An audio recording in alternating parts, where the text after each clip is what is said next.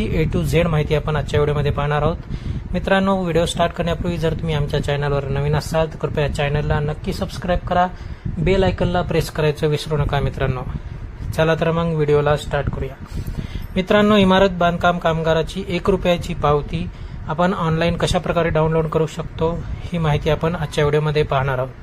त्यासाठी मित्रांनो, सर्वात आधी तुम्हाला गुगलमध्ये किंवा मग डायरेक्ट वेबसाईट टाकून घ्यायची आहे. MahaBOCW.in ही वेबसाईट तुम्हाला टाकून घ्यायची आहे. मित्रांनो, ही वेबसाईट टाकल्याच्या नंतर तुम्ही स्क्रीनवर पाहू शकता असा इंटरफेस ही वेबसाईट ओपन होईल. असा इंटरफेस तुम्हाला दिसून येईल. त्या ठिकाणी महाराष्ट्र इमारत व इतर बांधकाम कामगार कल्याणकारी मंडळ ही वेबसाईट टाकल्याच्या नंतर ही ओपन होणार आहे. त्यानंतर स्क्रोल डाऊन करून मित्रांनो तुम्हाला वर्कर प्रोफाईल लॉग इन सर्वात शेवटी यावर क्लिक करायचं आहे.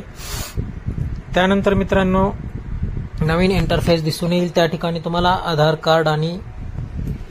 कार्ड नंबर आणि त्याखाली फॉर्म भरताना जो मोबाईल नंबर दिला होता तो मोबाईल नंबर त्या ठिकाणी तुम्हाला फिलअप करायचा आहे. मित्रांनो, आधार कार्ड टाकून घेतलेला आहे, मोबाईल नंबर देखील टाकून घेऊया आपण आणि प्रोसीड टू फॉर्म या बटनवर तुम्हाला क्लिक करायचं आहे. मित्रांनो, क्लिक केल्याच्या नंतर फॉर्म भरताना तुम्ही जो मोबाईल नंबर दिला होता त्या मोबाईल नंबरवर एक OTP सेंड करण्यात येईल.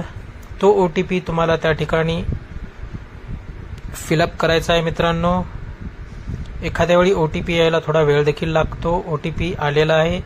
व्हॅलिड OTP यावर बटनावर क्लिक करायचं आहे. तुम्ही पाहू शकता प्रोफाईल या ठिकाणी ओपन झालेली आहे. मित्रांनो, त्यामध्ये ॲप्लिकेशन स्टेटस ॲक्सेप्ट दाखवत आहे.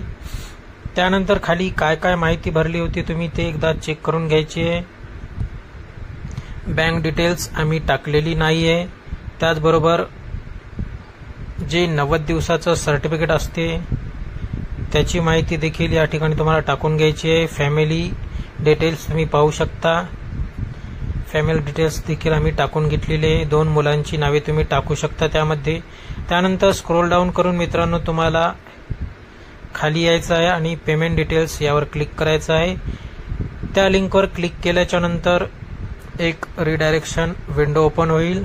त्या ठिकाणी थोडी 5 ते 7 सेकंदाची लोडिंग घेईल. मित्रांनो, त्यानंतर परत एकदा तुम्हाला तुमचा आधार नंबर आणि मोबाईल नंबर हे त्या ठिकाणी टाकायचा आहे आणि टाकल्याच्या नंतर परत एकदा सेंड OTP या बटनवर क्लिक करायचं आहे.